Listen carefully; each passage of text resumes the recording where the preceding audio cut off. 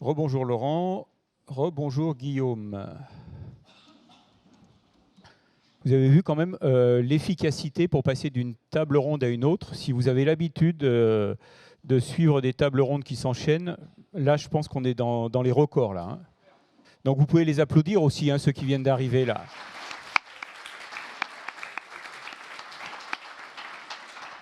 Alors, à ma gauche, Laurent Mathiolon, donc, qui à travers Air Nova, propose des solutions de vertiport, hein, on va détailler ça. Et puis, Guillaume Roger, qui, pour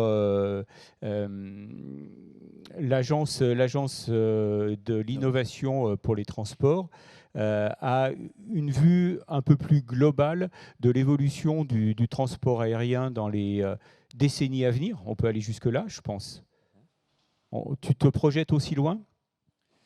Oui, alors peut-être en quelques mots, l'Agence d'innovation pour J'allais les te poser la transports, question. voilà, qu'est-ce J'allais te que poser la c'est? Alors question. j'espère que beaucoup d'entre vous connaissent déjà, enfin déjà nos deux précédents C'est quelque interlocuteurs. chose de relativement C'est récent. relativement récent. En fait, cette agence, elle a été créée en novembre 2021, donc elle a un peu plus d'un an d'existence.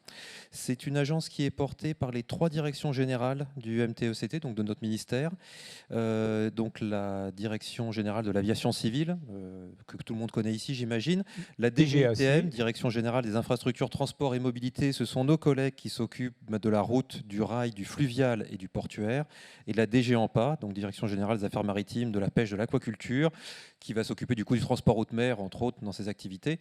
Donc avec ces trois directions générales, on couvre strictement tous les modes de transport.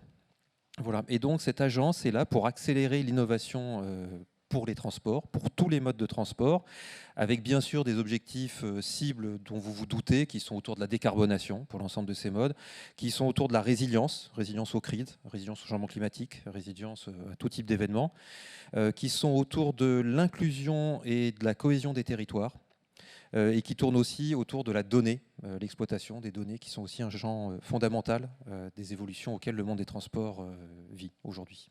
et alors, avant de prendre la coordination de cette agence, tu travaillais donc au sein du service technique de l'aviation civile, et là, tu menais une veille technologique sur les évolutions dans l'aéronautique, les évolutions technologiques.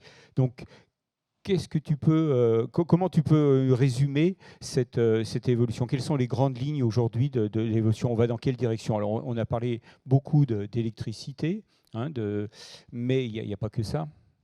Non, il n'y a pas que ça. Ce que j'ai envie de dire, c'est que vraiment aujourd'hui, on vit une époque qui est passionnante et je suis content de pouvoir prendre la parole ici devant des jeunes, alors des jeunes élèves ou des jeunes diplômés qui travaillent voilà, dans le monde aéronautique. Par rapport à des années où les évolutions ont certes eu lieu, hein, l'aviation a toujours été source d'innovation technique et technologique, on est sur une période où on vit vraiment des innovations de rupture. On n'est pas en train d'essayer de gagner 10 ou 20% de consommation sur nos avions, on n'est pas en train de gagner un peu d'efficience comme on l'a fait pendant des années avec un très fort succès.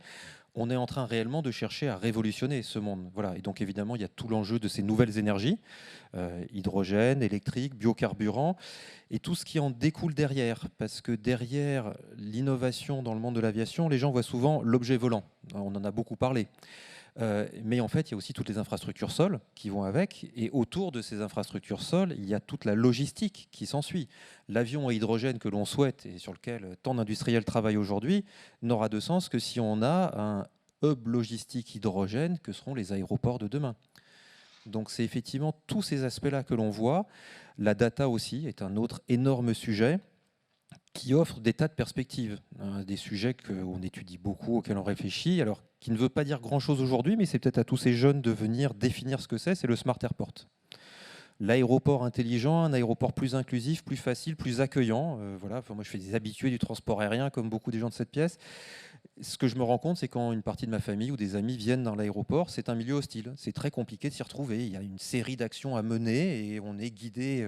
Alors les aéroports font ça très bien et essayent d'accueillir, mais on se rend compte que ça répond à des normes et des critères qui sont complètement hérités du passé.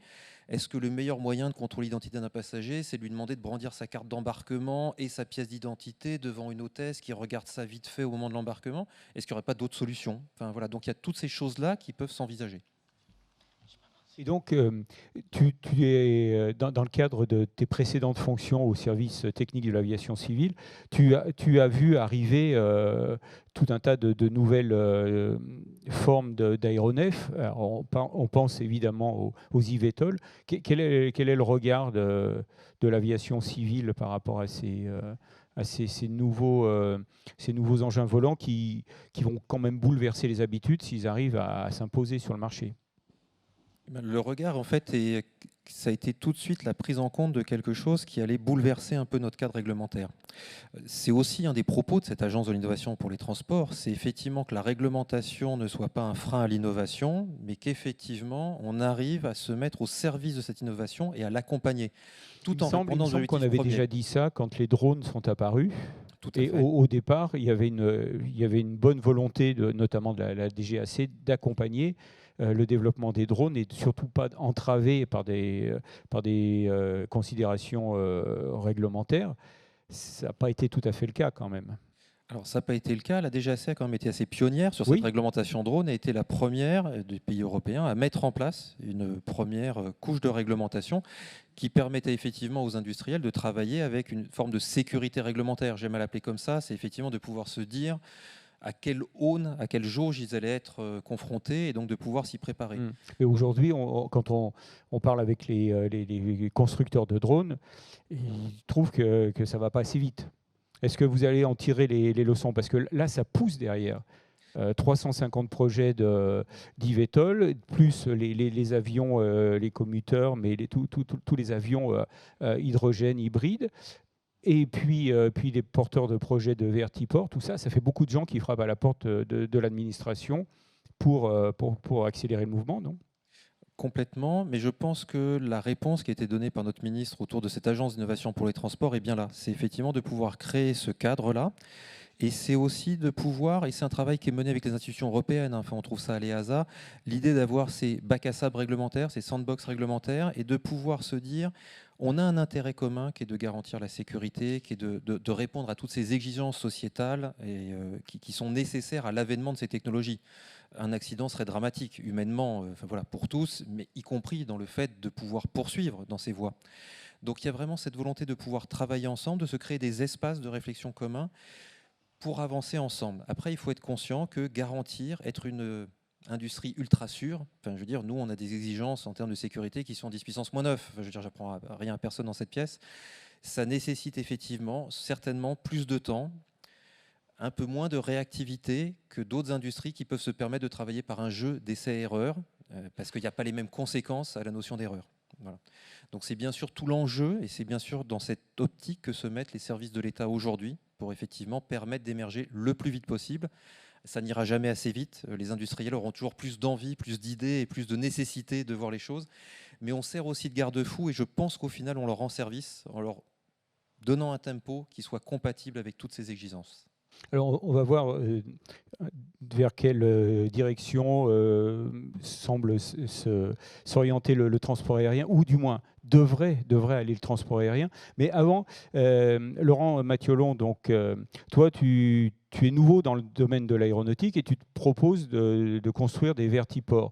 Donc, vertiport, tu vas nous expliquer ce que c'est. Je pense que la plupart savent, mais autant que tout le monde ait la même connaissance du sujet. Est-ce que tu as déjà été confronté à certaines réticences de l'administration? Ou au contraire? Vaste question. L'administration, on va C'est dire... mon rôle de poser des vastes questions. Alors, je travaille sur ce sujet depuis un peu plus de 4 ans, donc peut-être je vais profiter déjà pour vous remercier de m'avoir invité. Je suis très heureux d'être parmi vous aujourd'hui et très heureux de voir effectivement beaucoup de jeunes élèves d'écoles d'ingénieurs et autres pour participer à cette discussion. Moi, je suis ingénieur, mais pas du tout dans votre secteur. Je suis ingénieur ESTP, donc dans le secteur du bâtiment et des travaux publics. Et je suis promoteur immobilier depuis 35 ans et je suis arrivé dans votre secteur il y a un peu plus de 4 ans, en parallèle de mon activité de promoteur. Vous allez voir dans certaines de mes terminologies, effectivement, je suis plus dans le monde du bâtiment que de celui de l'aéronautique. pendant 2 ans, les 2 premières années, tout le monde m'a dit la DGAC, vous allez voir, c'est terrible, tout sera bloqué. Il se trouve que j'ai rencontré des personnes de la DGAC depuis un peu moins d'1 an. Et très sincèrement, alors je n'augure pas de l'avenir, mais je n'ai pas du tout eu cette sensation-là. J'ai plutôt ressenti de la bienveillance, l'envie de travailler ensemble et de partager, on va dire, des expériences au travers justement de premières expérimentations. Alors, il faut dire que tu viens d'une région, ou du moins tu es implanté dans une région où la DGAC est particulièrement bienveillante, je trouve. Oui, C'est la région de Bordeaux. exactement. Donc moi, je suis originaire de la région de Bordeaux. Enfin, Il y a un directeur là-bas qui est très très attentif, très ouvert. Absolument, tout à fait. Et puis, l'avantage de ce territoire, c'est que c'est un territoire assez précurseur également en matière de drones et plus largement dans le secteur aéronautique, même si Toulouse est effectivement beaucoup plus connu en la matière. Donc j'ai la chance effectivement de démarrer Air Nova dans un territoire dont la mobilité aérienne n'est pas inconnue. Donc moi, je n'ai pas ressenti effectivement ce frein catégorique de l'administration. Alors, j'identifie qu'il n'y a pas que la DGAC qu'il va falloir, avec laquelle je vais devoir travailler. On l'a évoqué tout à l'heure. Alors, il y a tout d'abord les élus qui sont mes premiers interlocuteurs. C'est la région, le département, la communauté d'agglomération, le maire d'une ville. Ce sont les premières personnes que j'ai rencontrées. C'est avec eux que j'ai défini en quelque sorte un peu le cahier des charges de leurs besoins en matière de nouvelles mobilités. Alors, dans les grandes métropoles, on l'a rappelé tout à l'heure, l'espace urbain traditionnel est de plus en plus saturé. C'est d'ailleurs ainsi, je dirais, qu'est né dans mon esprit, effectivement, cette réponse, on va dire, pour répondre à une problématique. Oui, mais justement, précisément, quel a été le déclencheur qui fait que tu te sois intéressé au vertiport comme ça En fait, j'ai dû voir, je pense, une première vidéo du prototype Vana d'Airbus. J'ai répondu à un concours d'innovation de projet immobilier qui s'appelait Décimois Toulouse, organisé par Toulouse Métropole. Sur un site, pour ceux qui connaissent Toulouse, un site en lisière du centre historique qui est à Compense-Caffarelli, dont l'objet était de réaliser un immeuble de bureau 30 mètres de haut. Et j'ai eu l'idée d'intégrer un vertiport. Donc un vertiport, c'est une piste d'atterrissage pour des drones. Et j'ai récupéré quelques jours avant le premier tour quelques éléments du cahier des charges de Vana, ce qui m'a permis d'avoir des éléments de dimension, à la fois du vertiport, de l'appareil, de son poids, de son système de recharge, parce que je n'avais aucune connaissance en la matière. Bon, ce site a été préempté quelques jours après par la Chambre de commerce qui a souhaité faire une extension de l'école de commerce. Mais ce n'est pas grave, je suis revenu à Bordeaux et là j'ai constitué un groupe de travail pluridisciplinaire, architectes, urbanistes, notaires, entreprises de bâtiments, et on a planché sur ce que pourrait être un immeuble urbain d'une certaine hauteur avec pour vocation un vertiport sur le dernier étage. Ce travail, 2 ans après, nous a permis de déposer une demande de brevet en France en 2020, brevet qui nous a été délivré l'année dernière, en 2022. Et là, nous sommes en train de faire étudier ce même brevet en extension européenne en vue d'étendre Air Nova après un maillage du territoire national sur quelques pays européens avec ce même dispositif. Donc voilà un petit peu les grandes lignes des 4 ans que j'ai passé effectivement au travers de multiples contacts avec beaucoup d'acteurs qui sont essentiellement des bureaux d'études du milieu de l'aéronautique, mais également des élus locaux, régionaux, et des constructeurs de drones et d'eVTOL. Voilà, parce que depuis quelques mois, là, j'essaie de parcourir un peu la France pour aller voir de mes propres yeux, toucher les appareils, parce qu'on voit beaucoup d'images de synthèse ou d'éléments, mais c'est bien de voir un appareil en taille réelle, voire même quelquefois de le voir voler, pour essayer de bien comprendre effectivement comment Air Nova peut s'insérer dans cette chaîne qui est un triptyque en fait. Il y a les fabricants d'appareils, il y aura les compagnies qui vont les exploiter, Et moi, je me propose d'être leur piste d'atterrissage, lieu de recharge et lieu également d'entretien. Et on a donc défini une feuille de route pour l'ensemble du territoire national avec différents types de vertiports pour différents types d'usages de mobilité. Je vais vous apporter effectivement quelques slides et voyant je dirais la grande richesse de questions tout à l'heure, je regrette de ne pas en avoir pris un peu plus pour répondre peut-être à certaines questions. Mais au-delà de l'image, je vais essayer de répondre le plus précisément possible. Alors, sur les vertiports que tu as dessinés, le premier, il peut accueillir combien d'IVTOL simultanément? Parce que si c'est au sommet d'un immeuble, forcément, ça doit être limité. Alors, c'est une bonne question. Alors, au début, effectivement, j'ai raisonné, il y a 2 ans, je pensais ne faire que des vertiports sur des bâtiments au milieu urbain. Et puis, quand j'ai commencé à étudier ce qui semble se dessiner par les ASA et la DGAC comme réglementation sur les corridors, je me suis aperçu qu'effectivement, on n'aurait pas une majorité de vertiports en milieu urbain. On en aurait de temps en temps, mais la difficulté de construire la ligne aérienne qui ne survole pas, en tout cas c'est la réglementation qui semble se dessiner, qui ne survole pas de bâtiments existants, mais plutôt au-dessus des fleuves, au-dessus des espaces retombe naturels. dans l'idée des corridors dont Paul parlait tout à l'heure. Exactement. Donc, du coup, dans chaque grande métropole, j'essaye d'identifier des sites qui sont connectables immédiatement, enfin très, très prochainement. Et donc, il y en a peu. Parce qu'il y a déjà beaucoup de sites qui sont déjà bâtis. Donc, j'ai écrit il y a 1 an et demi un business plan sur 10 ans et un plan stratégique avec des objectifs d'ouverture. Les vertiports urbains, c'est une minorité des vertiports que j'envisage de réaliser. Néanmoins, dans les slides qui doivent défiler, il y en a quelques-uns qui sont en images. Mais ce qui est curieux, c'est que toutes les images de synthèse dont tu parlais tout à l'heure, des plus emblématiques eVTOL, c'est des images qui montrent des environnements urbains de mégapoles. C'est Singapour, c'est Sao Paulo, c'est toutes ces grandes villes.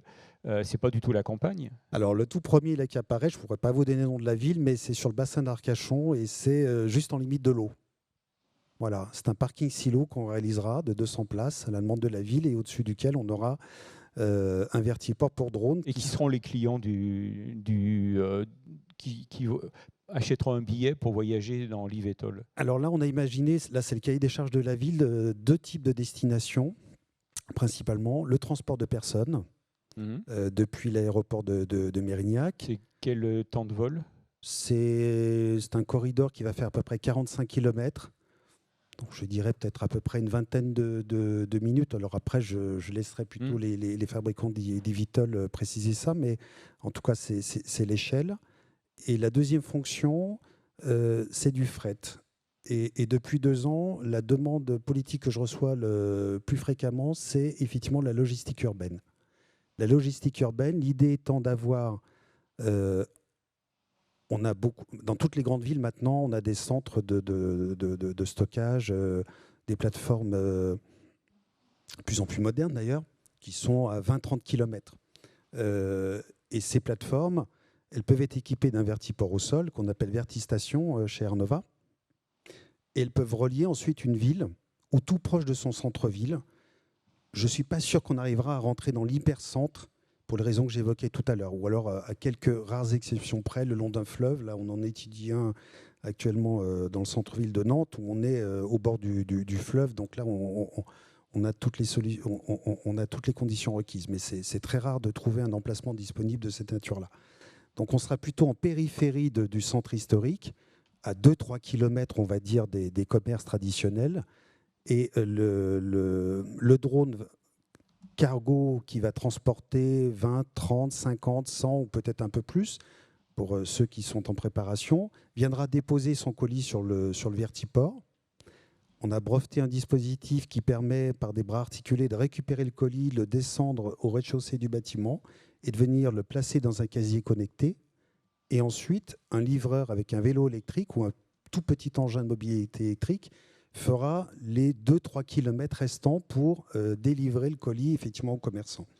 L'objet, ce n'est pas de remplacer le semi-remorque qui va livrer le supermarché de centre-ville, mais c'est de pouvoir délivrer le colis du commerce traditionnel. De lui apporter également, par la même occasion, un avantage concurrentiel par rapport au e-commerce. Parce qu'aujourd'hui, le e-commerce, c'est une livraison très rapide. Le commerce traditionnel, il n'est pas en capacité de pouvoir livrer son client aussi rapidement. Et avec ce dispositif, on va lui permettre, s'il a effectivement le produit à quelques dizaines de kilomètres dans une plateforme logistique, de pouvoir récupérer et de pouvoir avoir cet avantage encore plus rapide que le e-commerce en livraison. Voilà, donc ça, c'est effectivement un premier exemple. Ensuite, il y en a un deuxième, c'est pas Singapour. Hein. On a mis Lyon en fond d'image, même si pour l'instant, le sujet n'est pas à Lyon, mais on étudie... Oui, je pensais plutôt à Volocopter qui nous montre régulièrement Tokyo, Singapour, Dubaï, Paris, avec les Jeux Olympiques. Alors, je vais pas, surtout pas chercher la polémique. Non, mais on n'est pas là pour ça. Hein. Ce que j'observe effectivement quand je vois des images de synthèse, c'est un bon exemple parce que j'ai vu souvent chez certains de nos confrères des images de bâtiments d'une telle dimension qu'en dehors de Singapour et Shanghai, je ne vois pas en France, peut-être quelquefois à la Défense, je ne vois pas comment on pourrait reproduire ces bâtiments de manière répétitive. Donc moi qui suis issu du milieu de la construction, j'ai raisonné avec des bâtiments de dimension standard. Donc il doit y avoir une slide où on voit un bâtiment urbain. On a mis Lyon en fond d'image, mais en l'occurrence c'est une autre ville où on étudie ça, qui est un immeuble de bureau ou qui pourrait être un hôtel avec un vertiport de 20 mètres sur 20 mètres. Et en l'occurrence, sur ce bâtiment, on a imaginé un espace d'un côté pour le transport de passagers et de l'autre côté pour le drone cargo, avec une liaison verticale qui est indépendante du fonctionnement du bâtiment. Voilà, parce qu'on imagine que les flux générés par le transport par drone ou par eVTOL doivent être indépendants du fonctionnement du bâtiment qui finalement est juste là pour servir de support d'élévation. Pour l'instant, le seul vertiport qu'on a en France, moi je trouve qu'il ressemble plus à un aéroclub qu'à un vertiport du futur. C'est celui de Pontoise où ADP a mis 2 Algeco et puis un eVTOL devant. Est-ce que c'est ça en définitive qui est le futur ? Guillaume. Le futur, il reste encore très largement à écrire aujourd'hui. Enfin, on voit en fait, très concrètement, je pense qu'on est dans la situation où le frein technologique est levé. On sait que c'est technologiquement faisable. Je pense que plus personne n'a de doute là-dessus. La question maintenant, c'est quel en sera l'usage, quel en sera le service que l'on veut rendre. On a effectivement évoqué, j'en suis très heureux, le transport de fret, parce que c'est effectivement un enjeu, et pendant la crise Covid, ça nous a rappelé aussi toute l'importance de cet aspect-là, et c'est un enjeu majeur pour nos sociétés, nos civilisations en ce moment. Donc effectivement, il y a le transport de passagers, il y a le transport de fret, et comment est-ce que ces nouvelles possibilités techniques, technologiques seront mises au service des concitoyens pour une utilité collective qui augmente. Voilà. Et donc c'est bien ça la question. On l'a souligné, le transport aérien urbain existe déjà dans certaines métropoles. Aujourd'hui, on le fait avec des hélicoptères depuis de très nombreuses années. On voit très facilement comment et pourquoi on pourrait mettre en place à la place des VTOL.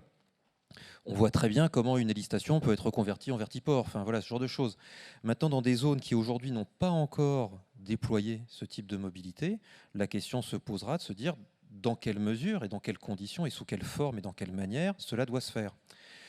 Moi, j'aurais un peu envie de renvoyer ça à une autre échelle. C'est qu'aujourd'hui, la responsabilité de ce déplacement urbain, ce sont les autorités organisatrices de mobilité, AOM. Voilà, j'ai appris ça avec mes camarades de la DGITM. C'est effectivement ces autorités organisatrices de mobilité qui sont au niveau des régions, au niveau des métropoles, de définir quel est le bon usage et la bonne manière de se déplacer. C'était tes premiers interlocuteurs, Laurent. Totalement. Moi, en fait, ma feuille de route, il y a une slide, à un moment donné, vous allez voir une métropole type. Il n'y a pas de nom, mais on a réfléchi avec l'agence François Leclerc, qui est urbaniste architecte, qui est urbaniste notamment de Remède à Marseille et de beaucoup de grandes zones d'aménagement. On a réfléchi à, dans une métropole type, où est-il intéressant d'avoir un vertiport ? Bon, on n'a pas inventé quelque chose. On a repris des choses simples partout où il y a du flux. La gare, l'aéroport, les espaces sportifs, les espaces de loisirs et les centres d'affaires. Et j'ai rajouté depuis les plateformes logistiques. Voilà, donc ça, c'est tous les endroits où effectivement on a un flux de personnes ou de passagers. Quelquefois, on a les deux. Il y a deux autres dimensions dont je dirai deux mots tout à l'heure, qui est le médical et la défense incendie également, même si c'est plus anecdotique. Donc on s'est dit dans chaque grande région, ce sont les sites types sur lesquels il faut qu'on soit implanté. Et ensuite, pour savoir où sont ces sites sur chacune de ces régions, c'est très simple, ce sont les élus locaux qui les connaissent. Ils connaissent nettement mieux leur territoire que je n'oserais leur suggérer. Donc moi, je rencontre chambre de commerce, conseil régional, départemental, les élus des grandes villes, qui souvent me renvoient également, quel que soit le bord politique. D'ailleurs, c'est assez amusant parce qu'il y a une envie vraiment là, il y a presque un bien commun. Donc ils m'expliquent avec quelle ville ils ont un maillage économique intéressant et qu'ils souhaitent développer. Et donc je vais par ricochet voir la ville suivante. Donc j'ai fait ce travail d'abord sur le territoire de la Gironde. On a à peu près une dizaine de sites identifiés sur lesquels on travaille. Depuis, je m'intéresse également au Pays de la Loire. On a identifié une dizaine de sites. On en a 2 sur lesquels nous travaillons. Et puis plus récemment, et là, c'est pas moi qui ai pris l'initiative, j'ai plutôt été contacté depuis quelques mois, toute la façade méditerranéenne. Et j'ai bon espoir d'arriver à Toulouse, que j'avais pris dans ma roadmap juste après Bordeaux, mais j'ai été absorbé par d'autres lieux. Alors, Guillaume, si on parle maintenant de l'aéroport, aujourd'hui, l'aéroport, on en a parlé un petit peu de l'accessibilité avec un Yvetol qui irait du bassin d'Arcachon à l'aéroport de Mérignac. Bon, c'est un début. Là j'ai une remarque sur le chat. Un aéroport accueillant, point d'interrogation. Il suffit de ne pas prendre le RER pour y aller. Il précise le RER B, ça doit être un Parisien, oui. Alors déjà, il a presque de la chance parce que beaucoup d'aéroports ne sont reliés à aucun système de transport en commun, ou en tout cas à part des navettes aéroports mises en place exprès. Mais avoir la chance d'avoir un RER ou un métro ou un tramway comme nous à Toulouse, c'est déjà pas tous les aéroports. Et effectivement, là, est-ce que ça ne sera pas ça, peut-être les premiers axes de développement, c'est de reconnecter l'aéroport à la ville, à son territoire? Alors complètement, c'est vraiment cette notion d'intermodalité. Et moi, j'aime bien prendre cet exemple. J'ai arrêté de dire que je prenais l'avion parce que c'est un mensonge, ça n'est pas vrai. Voilà, je suis venu de chez moi jusqu'à l'Aéroclub de France. Pour ce faire, j'ai commencé par partir de chez moi à pied, rejoindre une bouche de métro, prendre un métro qui m'a amené à un tramway qui m'a amené à un aéroport, passer toute une série d'étapes nécessaires dans l'aéroport avant de prendre un avion qui m'a amené à Orly, prendre un VAL, prendre le RER et enchaîner avec un métro. J'ai utilisé au final 6 ou 7 modes de transport différents. L'avion n'est même pas la part majoritaire. J'ai passé qu'1 heure dans mon avion. J'ai passé plus de temps dans des métros et dans des RER. Et au final, moi, ce que je voulais, c'était un service de mobilité qui me permettait d'être, et j'en suis ravi, ici aujourd'hui parmi vous. Voilà, et qui me permettra de retourner ce soir chez moi dans ma famille. Et c'est effectivement cette approche-là qu'il faut avoir. C'est vraiment cette complémentarité et cette réflexion sur le trajet global, sur ce service global. Et effectivement, vous l'illustriez, pour aller du bassin d'Arcachon et retourner à Paris, peut-être pour un Parisien, et bien peut-être que ce moyen de transport aérien, ce vertiport, sera le moyen le plus commode d'accès pour une des étapes qui lui permettra de les enchaîner. Donc c'est vraiment sur cette intermodalité, cette fluidité aujourd'hui que l'on travaille. Ça fait partie des projets qu'ont accompagné l'Agence de l'innovation. On travaille avec toutes sortes d'entreprises. Concrètement, ça peut être quoi comme intermodalité? Parce qu'aujourd'hui, les aéroports, les grands aéroports, du moins les grandes sociétés aéroportuaires comme Aéroports de Paris ou Vinci, communiquent énormément sur tous les systèmes qui mettent en place pour le filtrage, pour faciliter la fluidité des flux au sein de l'aéroport.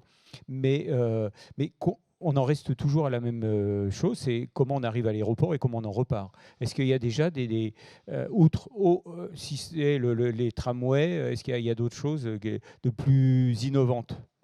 Non, aujourd'hui, les réflexions sont autour d'utiliser les données. On avait dit la data est là pour nous aider. C'est effectivement ces interconnexions entre différents modes de transport. C'est d'avoir des horaires de train, des horaires d'avion, des horaires de RER qui soient coordonnés, concertés, qu'il y ait une certaine logique ou cohérence entre elles. et même imaginer à terme qu'on puisse imaginer une correspondance entre un avion et un train. C'est des projets sur lesquels on travaille en ce moment avec Aéroports de Paris, avec la SNCF, mais qui sont très complexes parce que dès qu'on tire ces sujets-là, on voit tous des enjeux de responsabilité et donc le retard de l'un impacterait l'autre, mais le coût économique associé. Et un avion en retard, est-ce que la SNCF modifierait sa grille de programmation? Mais ils ont des sillons à respecter sur leur voie.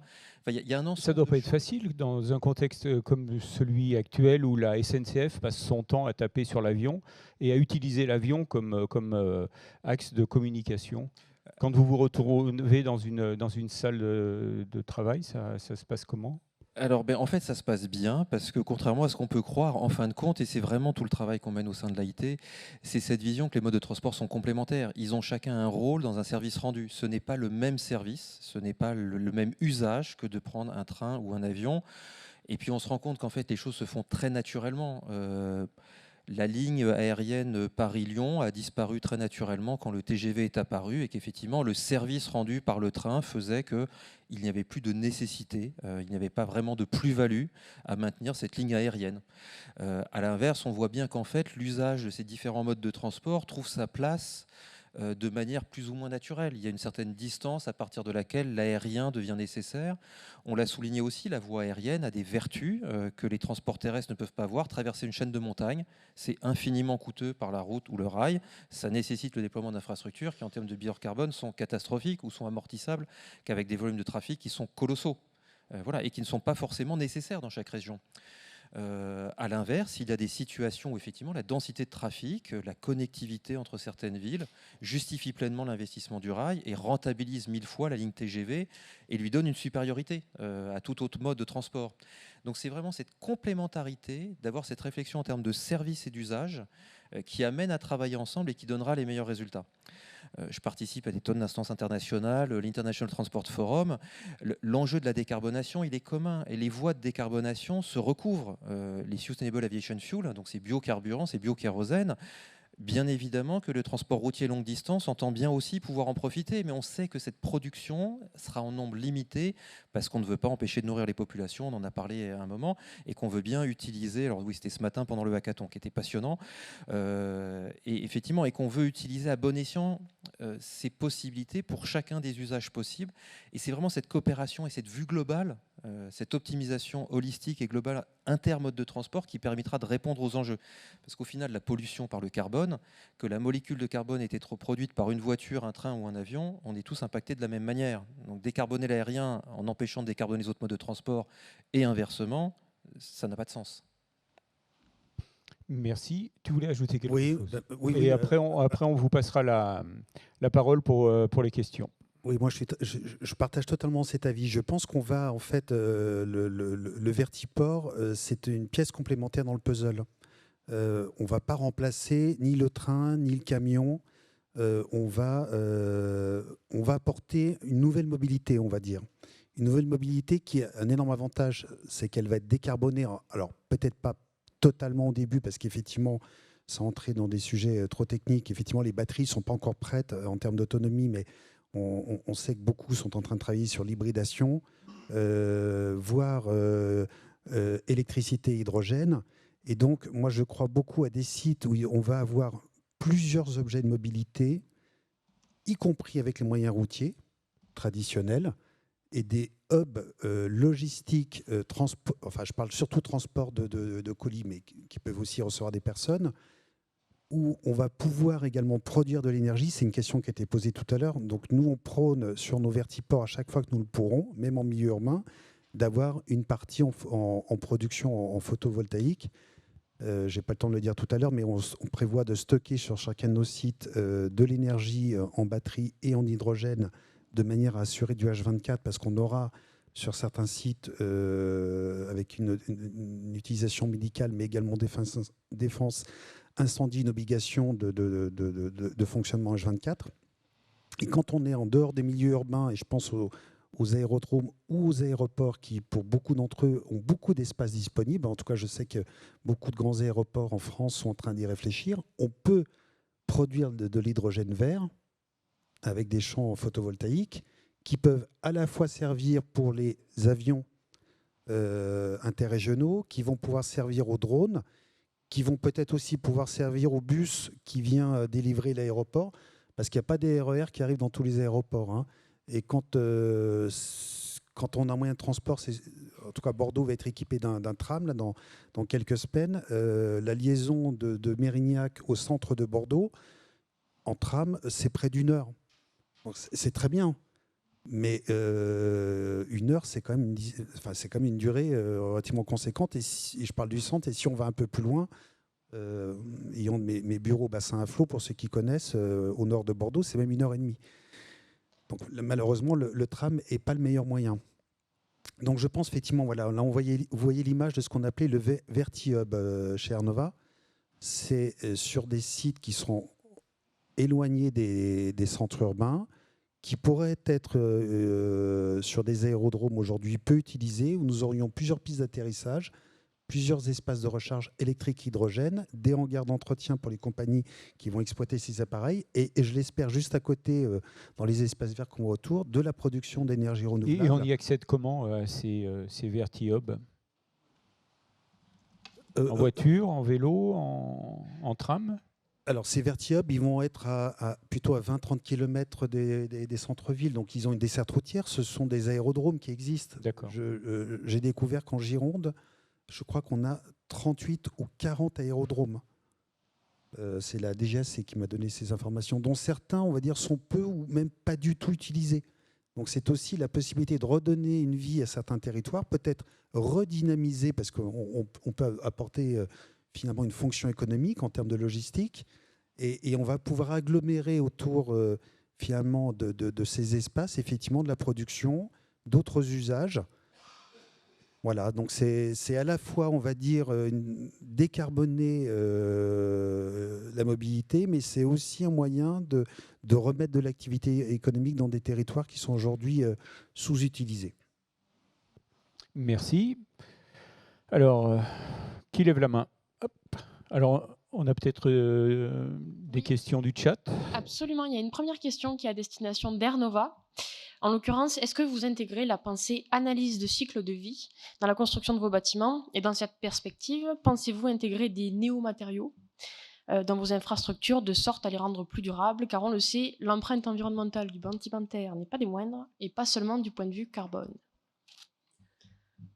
Alors, oui, c'est une bonne question. On est dans le monde de la construction, comme dans le milieu de l'aéronautique, à l'aube, on va dire, d'un véritable changement. Alors, je ne vais pas rentrer dans tous les détails, mais on vient de changer il y a peu de temps de normes de construction qu'on appelle la RE 2020, où on va progressivement avoir des bâtiments moins énergivores, pour certains producteurs d'énergie, pas encore en autoconsommation, mais c'est sans doute dans les évolutions qui vont à venir, et puis également des matériaux biosourcés.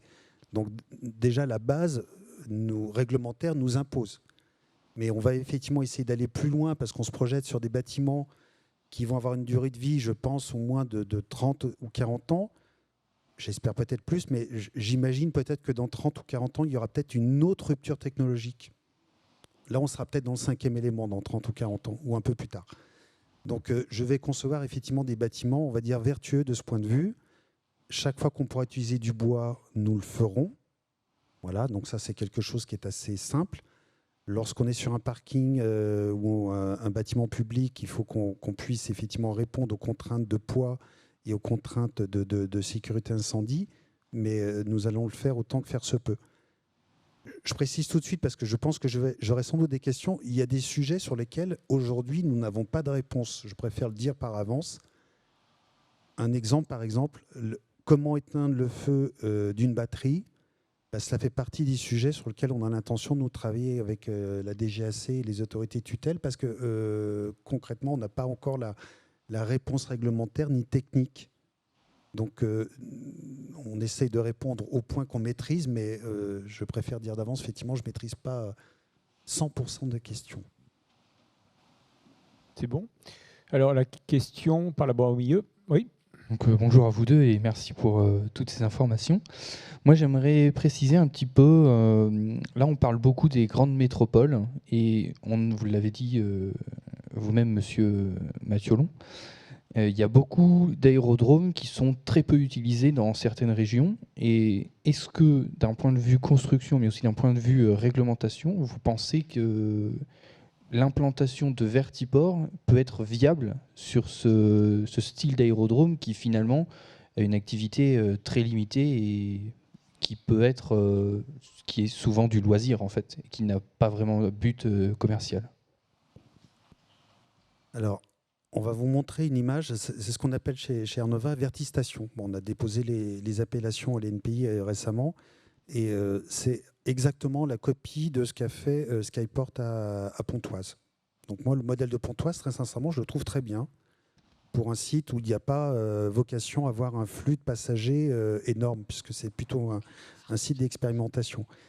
Là, en l'occurrence, vous avez l'image d'un projet qu'on étudie sur un aérodrome en Pays de la Loire. L'avantage de ce modèle-là, c'est qu'économiquement, il est peu coûteux, puisqu'il faut en fait un vertiport au sol. Donc, un vertiport au sol, c'est une piste d'atterrissage qui accepte de recevoir plusieurs tonnes avec l'appareil qui va atterrir. C'est un petit bâtiment qui peut être un bâtiment dans un premier temps extrêmement simple, qui peut d'ailleurs peut-être être le bâtiment qui existe déjà sur l'aérogare, parce que finalement, l'objet de ce bâtiment, c'est quoi? C'est de permettre le passage du passager, son contrôle. On a besoin d'énergie. Généralement, sur un aérogare, on l'a déjà. Et un aérogare, généralement, il est déjà desservi par un moyen routier. Donc, je pense qu'effectivement, après avoir équipé, on va dire, les zones périphériques des grandes agglomérations, on va redonner vie à certains aérodromes. Je dis certains parce que quand il y a un aérodrome tous les 5 km, ça n'a aucun sens d'aller en faire tous les 5 km. Il faut qu'on soit un peu au maillage, on va dire, de lieux d'activités économiques, culturelles, sportives ou de villégiature. Enfin, voilà, on n'ira pas équiper 100% des aérodromes parce qu'il n'aurait pas de justification économique, quand bien même l'investissement de base serait peu onéreux.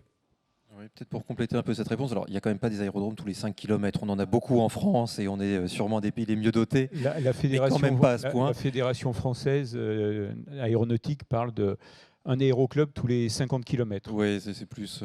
voilà. Mais effectivement, je rejoins tout à fait cette réponse, c'est qu'en fait, ce changement technologique, l'arrivée, on voit que les premiers avions décarbonés, ce seront sans doute des modules 19 places avec des rayons d'action plus courts que ceux qu'on a aujourd'hui et qui vont peut-être redonner vie et un sens à certains aérodromes, petits aéroports de petites villes régionales en permettant des liaisons point à point qui retrouveront à la fois un sens et un équilibre économique. Aujourd'hui, on a un modèle de hub en fait. Si on veut partir très loin, on va tous aller à Roissy et ensuite de là, on prendra un avion. Voilà, et chaque pays a son méga hub, etc., etc.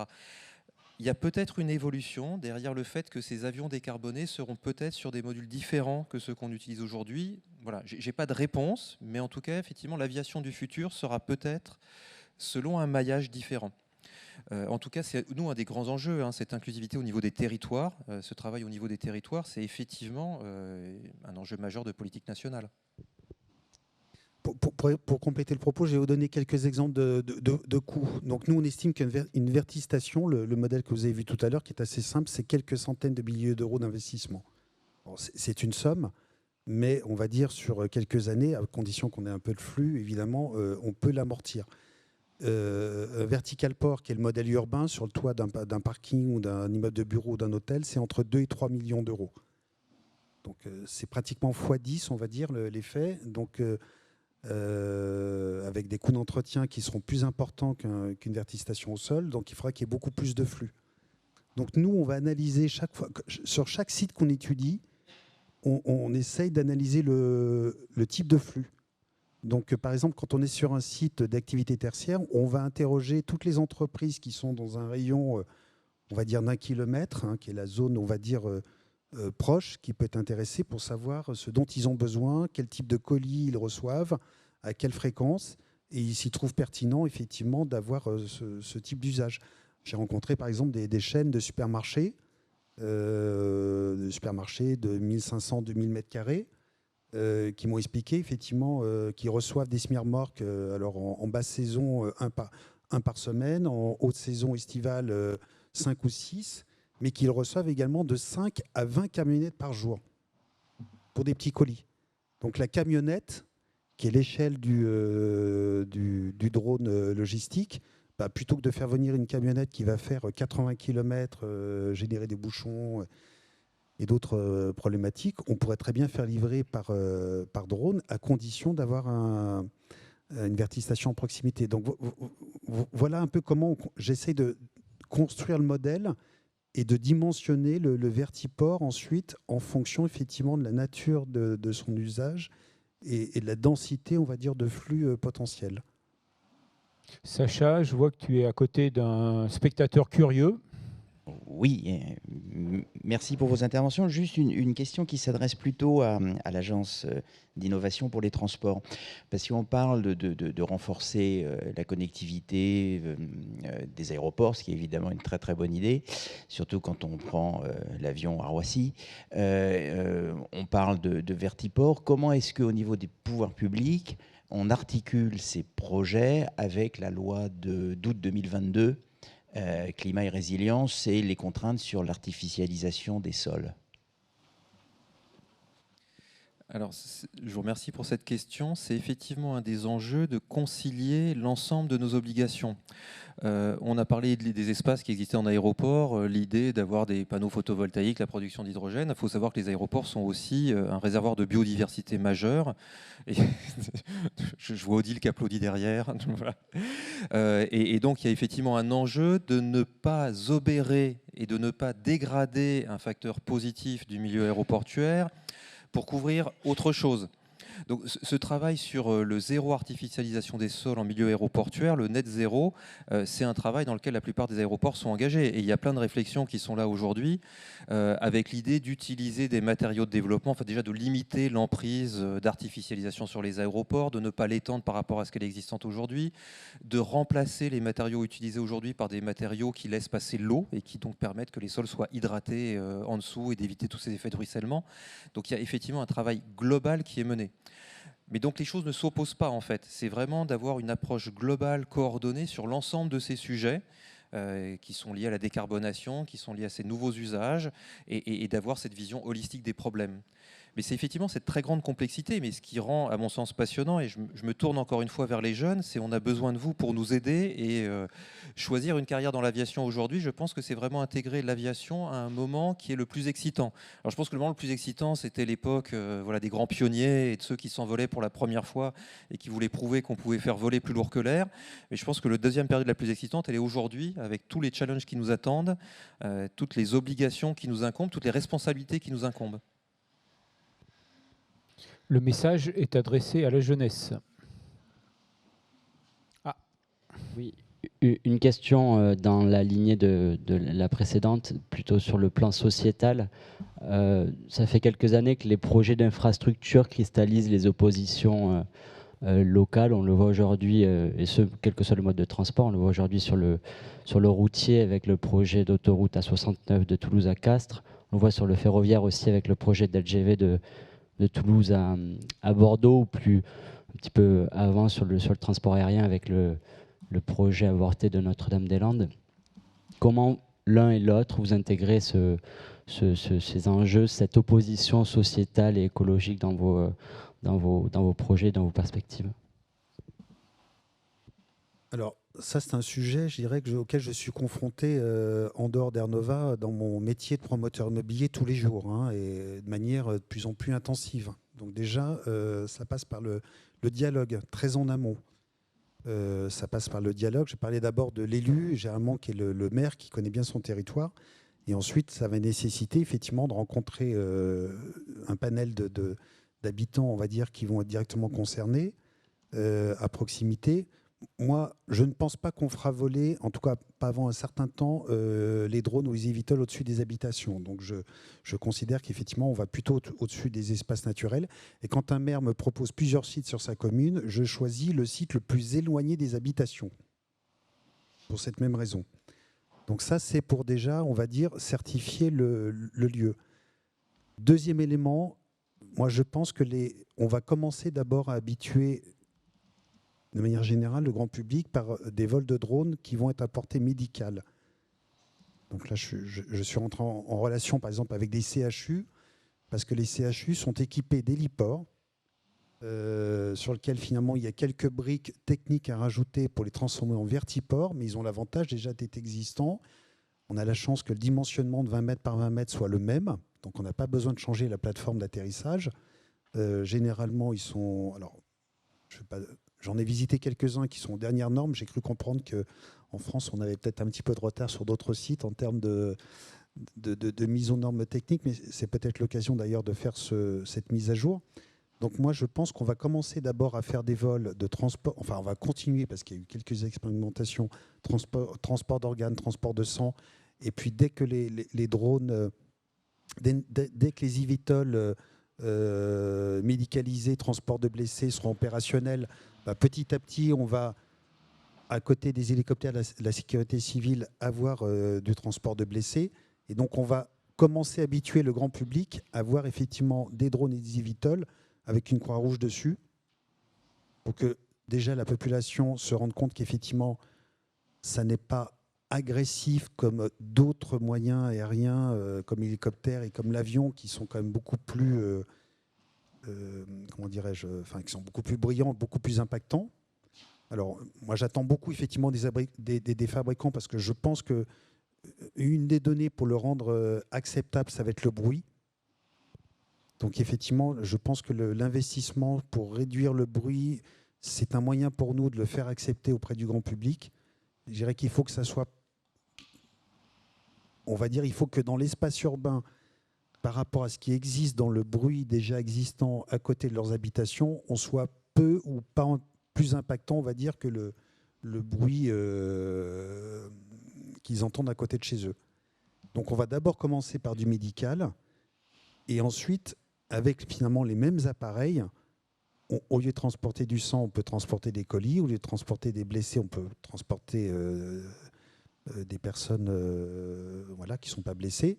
Et donc on va progressivement occuper les corridors aériens par ces différents types de drones qui seront les mêmes, médicaux dans un premier temps et publics dans un deuxième temps.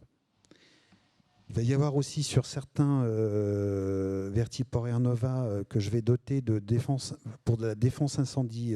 C'est un sujet sur lequel je travaille depuis l'été dernier, depuis les feux que j'ai connus dans la région où j'habite, sur le bassin d'Arcachon. Donc je suis entré en relation avec le SDIS, avec quelques fabricants en France qui sont en train de travailler sur des eVTOL pour transporter de l'eau avec retardant, 100, 200, 300 litres. Et pour avoir discuté avec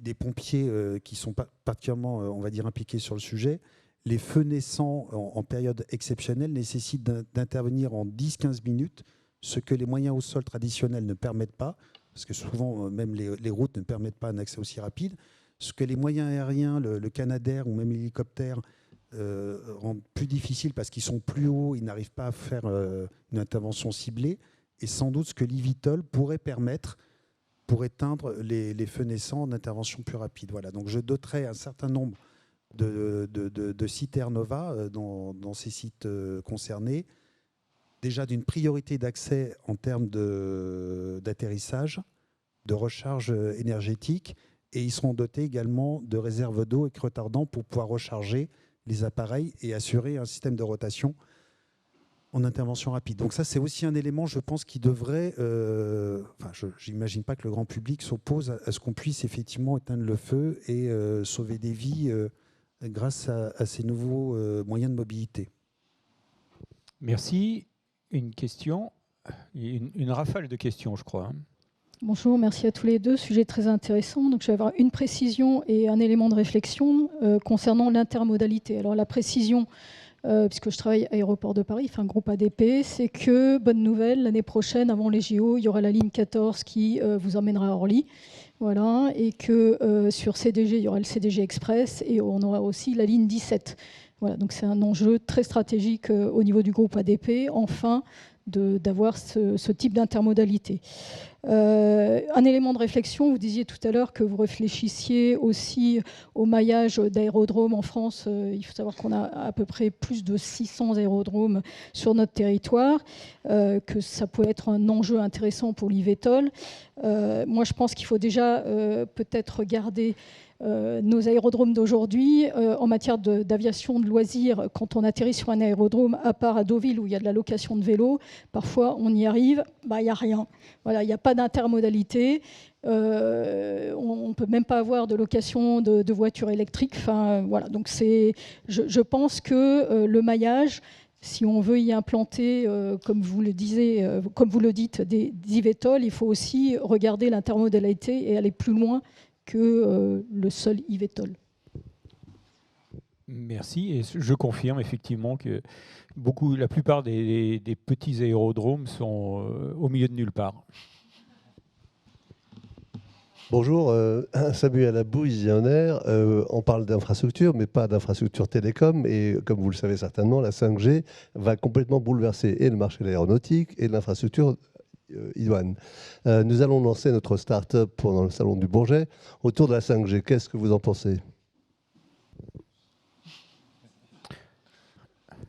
Alors là, très honnêtement, j'ai aucune idée. Là, j'ai pas préparé de fiche sur le sujet. Et... Guillaume, au secours, Guillaume. Oui, voilà, c'est ça, c'est pour moi. Attendez, on va vous redonner le micro parce que nos amis sur le... En tout cas, le sujet est très vaste, donc je pourrais en discourir, mais peut-être... Non, mais je voulais vous aider. En fait, l'infrastructure télécom est essentielle dans ce que vous voulez faire, puisque finalement, la 5G va bouleverser donc, la logistique, les transports, etc. Donc voilà, et il y a eu très récemment un appel à consultation de l'ARCEP, qui est donc le régulateur des télécoms, et une société que vous connaissez tous, s'appelle Airbus, a quand même répondu. Donc je pense qu'il y a vraiment un enjeu absolument stratégique pour l'industrie aéronautique totale. Voilà. Bonne journée, messieurs. Merci bien. Merci. Oui. Donc pour répondre à votre question, oui. On va attendre avec impatience le salon du Bourget et l'annonce. Voilà. Une autre question ? Bonjour, oui. Anthony. Une question pour Air Nova. On voit beaucoup sur vos images des e-vols, mais monoplaces ou très petits. Est-ce que vous envisagez des vertiports avec peut-être des plus grandes capacités de passagers, sachant que la majorité des transports, c'est souvent aux heures de pointe et souvent dans un sens et dans l'autre. Donc ma question, c'est est-ce que vous envisagez des plus grandes capacités pour vertiports ? Alors oui, totalement. Bon, j'ai pris des images, on va dire, qui sont libres de droit, voilà, pour pas avoir besoin de demander les autorisations aux constructeurs d'eVTOL. Je crois que la norme actuelle, elle est limitée à 9 places et 3,6 tonnes. C'est ce que j'ai en tête. Ça fait des gros eVTOL, voilà. Ça. C'est déjà des gros eVTOL. C'est ceux qui vont arriver en modèle hybride, électrique, hydrogène, sans doute aux environs de 2030. Bon, moi, je pense même... Alors, je fais une supposition. Je me dis peut-être que post-2030, on aura peut-être le droit à des appareils encore un peu plus gros. Alors, on ne va pas faire atterrir en vertical un appareil qui transporte 50 personnes. Voilà. Bon, après, ça, c'est l'avion. Voilà, c'est pas l'objet. Mais en tout cas, je mettrai dans mon cahier des charges de vertiport, notamment le vertical port qui est au-dessus d'un bâtiment, une surcharge légèrement supérieure à celle-ci. Parce que je pense qu'effectivement, en transport moyenne distance, on va dire, c'est-à-dire plus de 50, 100 ou 150 km, il y aura peut-être à un moment donné une rupture technologique qui permettra à des appareils effectivement un peu plus importants de transporter un peu plus de personnes. Est-ce que ça ira jusqu'à 19 ? Est-ce que ce sera inférieur ? Franchement, je n'ai pas d'idée. Voilà. Mais comme ces infrastructures, je pense qu'elles auront une durée de vie d'au moins, j'espère, au moins une trentaine d'années. L'amortissement des différents modèles qu'on a modélisés financièrement, c'est entre 6 et 10 ans. Donc, il faut déjà au moins qu'on les utilise sur cette période-là. On pourra peut-être les upgrader au bout de 30 ans en fonction des ruptures technologiques.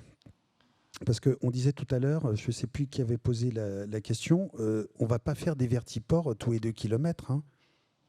Quand on voit les contraintes de corridor, de position des bâtiments qui sont à côté, de flux, je pense que quand on aura un vertiport à un endroit, on aura une zone de chalandise un peu exclusive. Je ne serai pas le seul opérateur. J'espère être leader sur le marché national. Aujourd'hui, on étudie déjà une vingtaine de sites. Mais il ne faut pas qu'on soit obsolète dans 15 ou 20 ans. Voilà. Merci. Alors, la dernière question, Clara. C'est ça, pour le chat. elle provient du chat. C'est une question recrutement qui s'adresse à vous deux, mais qui rejoint ce que vous disiez, Monsieur Mathiolon, sur le fait qu'il y a deux secteurs d'activité qui se croisent, donc le bâtiment et l'aéronautique. Donc, arrivez-vous à trouver facilement toutes les compétences dont vous avez besoin pour vos projets respectifs? Est-ce que les profils se présentent à vous? Est-ce que vous allez à leur recherche? Et si oui, allez-vous toujours vers les écoles, et je cite les guillemets, conventionnelles, ou est-ce que vous élargissez un peu plus la provenance de vos salariés, de vos collaborateurs? Alors déjà, j'ai la chance effectivement de pouvoir m'appuyer sur mes implantations de ma société de promotion Acprime, ce qui me permet d'avoir des antennes locales, on va dire, pour Air Nova, notamment auprès des élus locaux. Donc ça, c'est un avantage significatif puisqu'on est à Paris, Nantes, Toulouse, Bordeaux et Montpellier. Ensuite, dans les personnes qui travaillent avec moi chez Air Nova, c'est déjà relativement... Enfin, ce sont des personnes avec des profils assez pluridisciplinaires. Donc je ne suis pas arrêté sur un profil type de personne, d'école ou de formation. Alors comme je ne suis pas de l'aéronautique, j'essaie plutôt de m'entourer de personnes qui sont plus sachantes que moi, voilà, de manière à avoir des compléments on va dire de savoir-faire. On a prévu, quand on aura fait la levée de fonds qu'on a lancée en début d'année, on a lancé une levée de fonds de 3 millions d'euros pour investir concrètement sur les premiers sites, de recruter 5 ou 6 personnes dans les 2-3 prochaines années. Et donc je pense qu'il y aura naturellement peut-être déjà des personnes qui pourront faire un stage venant de certaines de vos écoles, et puis ensuite qu'on pourra intégrer dans l'entreprise, ce que je fais déjà chez Acprime, où j'ai formé en 11 ans un peu plus de 30 stagiaires, et j'ai transformé ces stages pour à peu près un tiers des personnes en salariés en CDI. Voilà.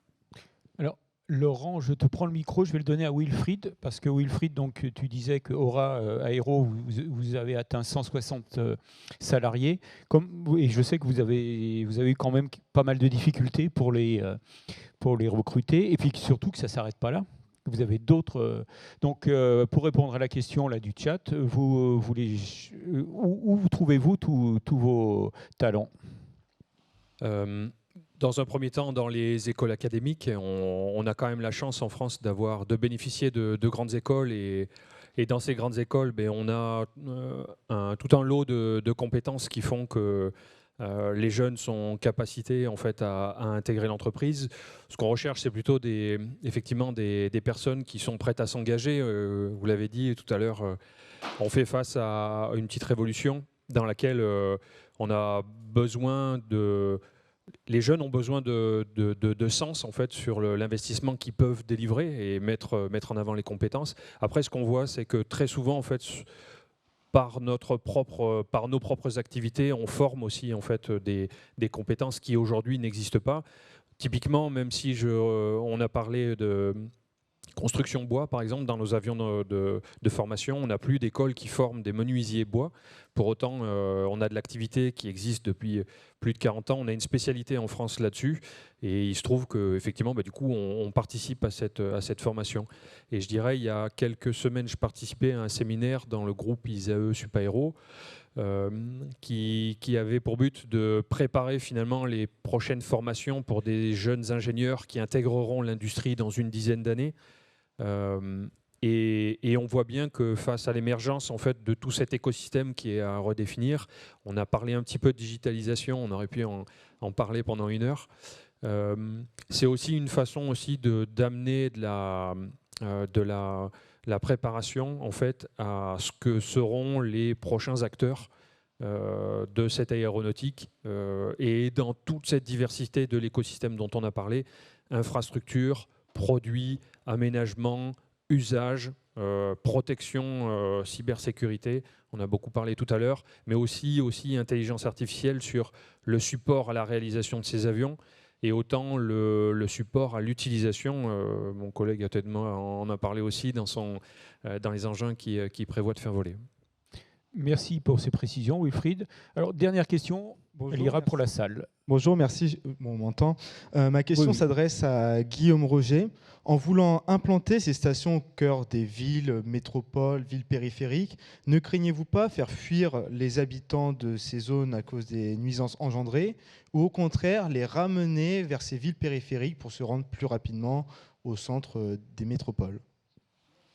Alors, je pense que la question, ça reste plus ou moins à nous deux. Parce que Oui. moi, personnellement, je veux rien. Enfin, voilà, j'accompagne.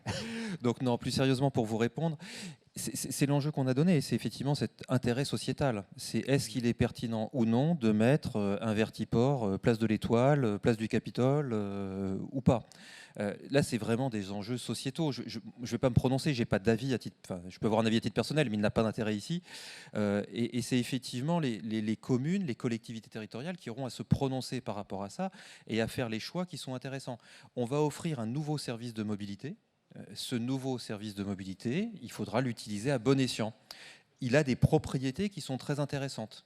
Il a des propriétés qui peuvent être très utiles et qui effectivement peuvent rapprocher la périphérie de certains centres-villes, voilà, connecter certains lieux qui aujourd'hui ne le sont pas nécessairement facilement, offrir une flexibilité. On l'oublie un peu, le transport aérien est des transports les plus modulables, j'allais dire scalable en mauvais anglais.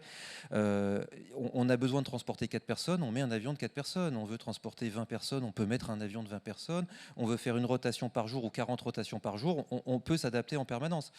Très peu d'autres modes de transport ont cette propriété. Ils nécessitent des infrastructures lourdes, terrestres, continues, etc., qui ne leur donnent pas cette capacité et ne s'amortissent que sur un très grand nombre. Donc c'est vrai que ces nouvelles mobilités, ces nouvelles possibilités, il faudra les utiliser à bon escient dans l'intérêt de nos citoyens. Merci. C'est bon ? Si tu veux compléter, parce que ça s'adressait autant à toi qu'à moi. Moi, je pense qu'on va s'adapter à l'usage aussi, hein, parce qu'on a beau faire des prospectives, des prévisions, on va tester. Alors, moi, j'espère d'ici fin 2024, début 2025, ouvrir une première ligne expérimentale de Mérignac au bassin d'Arcachon pour travailler avec la DGAC sur des retours d'expérience, aussi bien des appareils, des retours du voisinage, l'usage. Le modèle n'est pas totalement écrit. Il y a une partie de la feuille de route qui est devant nous. Et c'est dans la durée, dans les prochaines années, les premières années d'utilisation, qu'on corrigera, qu'on amendera. On a le droit de faire des erreurs au début. Par contre, une fois qu'on en a pris conscience, effectivement, il faut corriger le tir et s'améliorer au fil du temps. Voilà. Merci. Alors, c'était l'avant-dernière question, puisque on a sur le chat, on a une question aussi. Tout à fait. Donc, on a Luc qui nous dit, donc je vous le lis, bonjour, je réside sur le territoire de Cambrésis, qui accueille une plateforme logistique e-Valley sur le site de l'ancienne base aérienne 103 de Cambrai-Épinois. La logistique se développe et demain, une partie se fera certainement par drone. La région Hauts-de-France veut prendre un temps d'avance et réalise une étude avec Airbus dans la e-Valley à Cambrai pour penser l'usage des drones, innover et préparer aux emplois de demain. Qu'en pensez-vous ? Je pense que c'est une très bonne idée. C'est typiquement le type de sollicitation que je reçois de temps en temps. Donc, vous pouvez dire effectivement à cette personne que si les interlocuteurs... Tu es en train de lui dire, là. Souhaitent me contacter, vous avez mes coordonnées. En tout oui, on a mis sur le chat, on a mis ton site. Et j'aurai plaisir effectivement à échanger avec eux et à étudier ce nouveau sujet dans les Hauts-de-France. Bon, pour l'instant, effectivement, je n'ai pas encore eu de cas d'expérimentation. Guillaume, tu veux conclure la table ? Simplement vous remercier beaucoup pour ce lieu d'échange et voilà, les discussions qu'on a pu voir cet après-midi au cours de ces 2 tables rondes, ce matin au cours des hackathons où j'ai vu des très belles idées. Alors c'est pas restitué pour les personnes qui nous regardent à distance, mais effectivement c'était passionnant. Et simplement vous inviter à suivre Agence de l'innovation pour les transports sur LinkedIn. Vous serez au courant de nos actualités et vous pourrez être informé de notre prochain programme d'accompagnement qui s'appelle Propulse, auquel je vous invite à regarder et candidater éventuellement. Voilà, pour profiter d'un accompagnement technique, réglementaire, que propose l'Agence d'innovation à l'ensemble d'innovation dans les transports. Voilà. Merci à tous les deux. Et puis donc, nous allons accueillir... Alors,